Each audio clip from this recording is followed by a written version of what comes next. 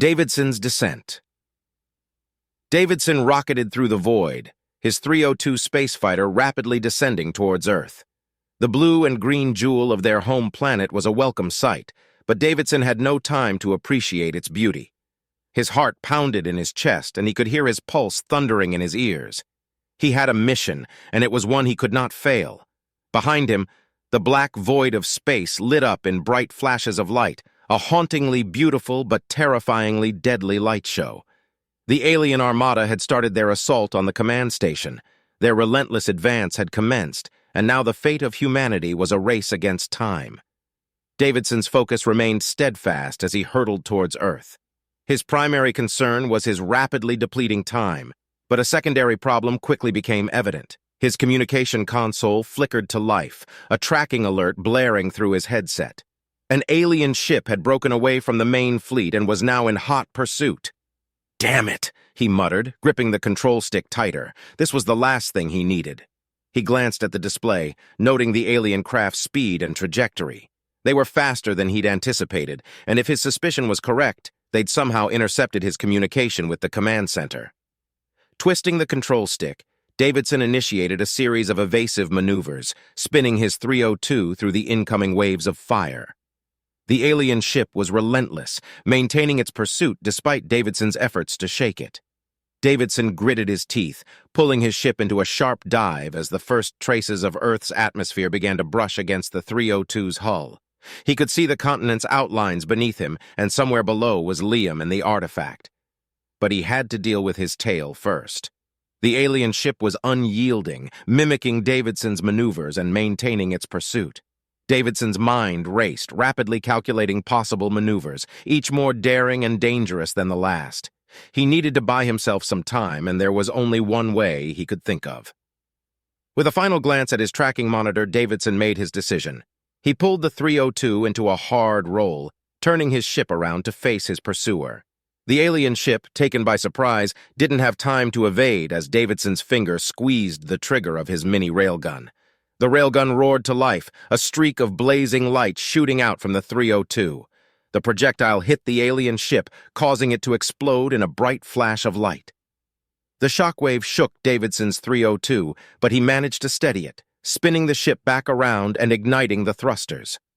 Sweat trickled down his forehead as he took a deep breath.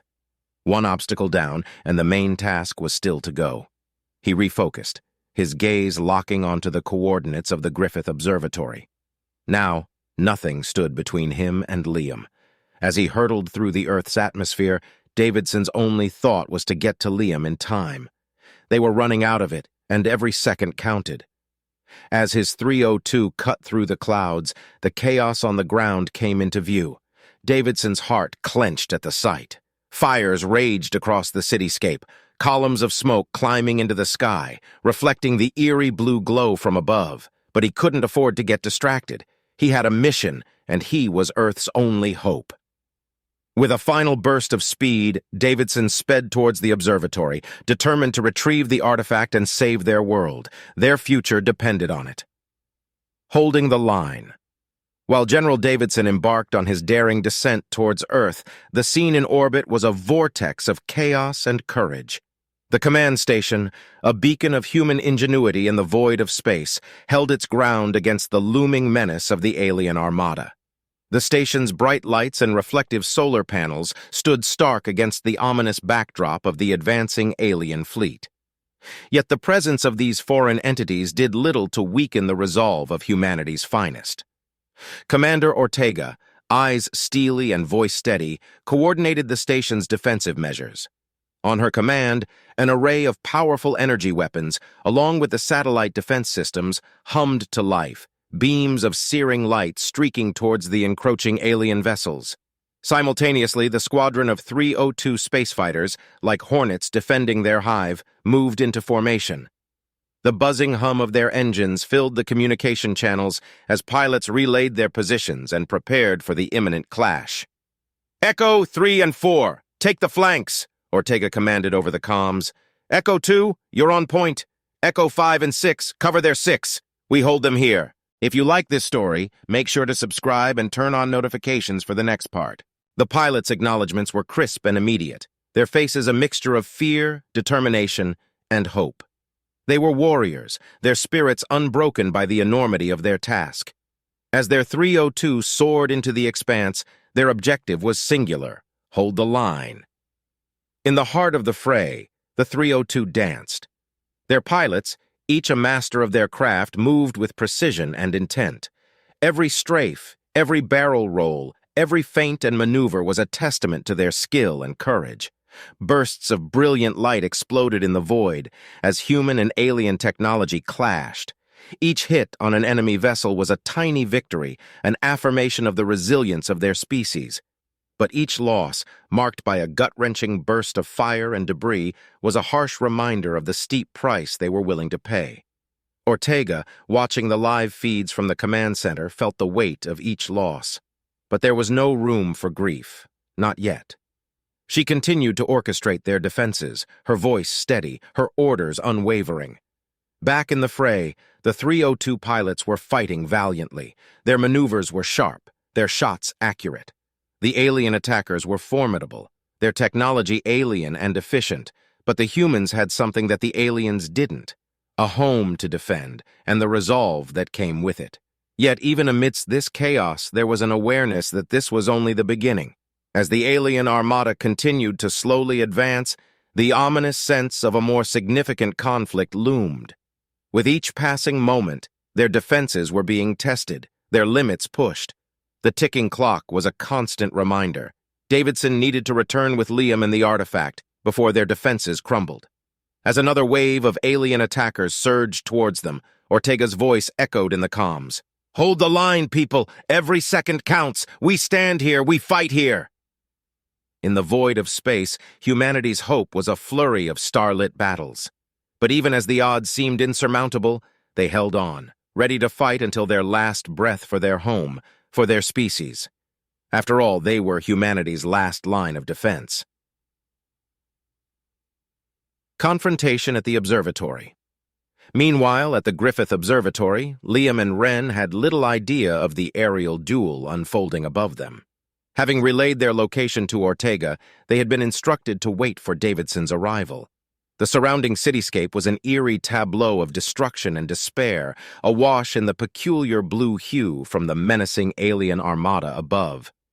Their footsteps echoed hauntingly as they made their way to the observatory's entrance, a path that was unexpectedly blocked by a group of unkempt and desperate-looking survivors. "Hand over your bags!" one of them, a grizzled man with a scarred face and hardened eyes, demanded, gesturing menacingly with a makeshift club. Others in the group brandished their own crude weapons, their eyes filled with a mixture of fear and desperation. Wren instinctively stepped forward, shielding Liam. A hulking figure compared to the slighter Liam, Wren's marine training kicked in, assessing the situation rapidly. "Listen, we don't have time for this," he said, his voice hard but not unkind. "We're on a mission that could save us all." His words were met with skeptical sneers and laughter. "Save us all?" the scarred man mocked. "Sounds like a fairy tale. You're hiding something valuable in that bag and we want it." As the standoff continued, a crackling voice came over Liam's radio. It was Ortega, her voice filled with urgency. "Liam, Davidson is minutes away. Be ready to move." Liam, his heart pounding, relayed the message to Wren, whose eyes flickered with understanding. "You heard that," he said, addressing the crowd. "Our ride is almost here. We're leaving whether you like it or not."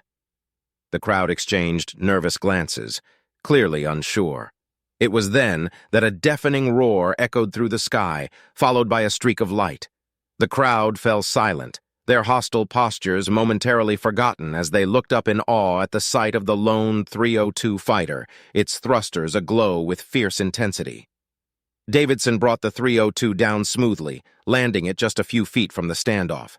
The hatch opened and Davidson's voice rang out, filled with urgency. "Liam, get over here! We need to move! Now!"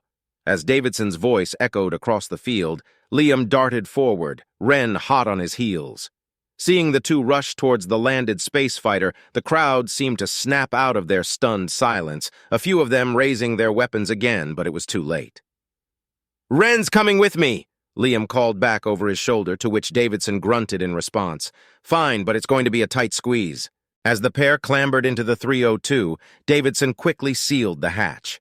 The crowd was left watching in stunned silence as the 302's engines roared to life, the fighter lifting off and disappearing into the blue-lit sky. Their cheers followed the retreating craft, the spectacle having shifted their focus from their desperate circumstances, if only for a moment. Liam, Wren, and Davidson were now on a race against time, their mission to save humanity becoming increasingly dire. As the solitary 302, carrying Davidson, Liam, and Wren, arced into the vast black canvas of space, the battle outside the orbital command station was reaching a fever pitch. Echo 2 had been cornered by a group of alien fighters. The valiant pilot managed to take down 2 before succumbing to a direct hit, his fighter vaporizing into a fireball that punctuated the blackness with an ominous red glare. Ortega's voice was a steely thread weaving through the chaos. "Echo 5, Echo 6, fill in for Echo 2 now!" Her words echoed in the cockpit, urgent and commanding. The 302s danced in the void, streaking across the vast darkness, their maneuvers a deadly ballet in the face of the alien onslaught. The defenders were being tested to their limits as more alien vessels emerged from the ominous armada, swooping in to join the fray with eerie coordination. The station's automated defenses, an array of satellite platforms armed with kinetic bombardment weaponry, lit up the void with devastating attacks. Like celestial archers, they launched energy projectiles that traced brilliant arcs through space, homing in on the alien vessels. Each impact sent a shudder through the station, the vibrations rippling through the consoles and along the floor. But for every alien craft that was taken out, it seemed 2 more swooped in to take its place. The relentless alien advance was slowly but steadily pushing back the defensive line. Several of the defense satellites were already smoldering ruins. One by one, their lights were snuffed out, their protective capabilities diminishing. Ortega watched as another of the station's first lines of defense blinked out on her screen. "Echo 7, 8, cover the left flank. The satellites are down," she ordered, her fingers dancing across her control panel as she coordinated the defense. Her voice betrayed none of the fear she felt, but her heart pounded in her chest like a war drum. She cast a quick glance at the radar, her eyes tracing the tiny dot that was Davidson's 302, en route with Liam back towards the station. As another warning light flashed on her console, Ortega couldn't help but feel a cold knot of dread in her stomach. She muttered under her breath, "Hurry, Davidson." The situation was deteriorating fast. The thin line of defense was at its breaking point. Ortega's eyes flitted between her console and the vast space battle outside her window. The echo of her final order rang in the command center, her voice carrying a note of desperation that was uncharacteristic but necessary given the dire circumstances. Time was a luxury they no longer had. If Davidson didn't get back soon, it might be too late.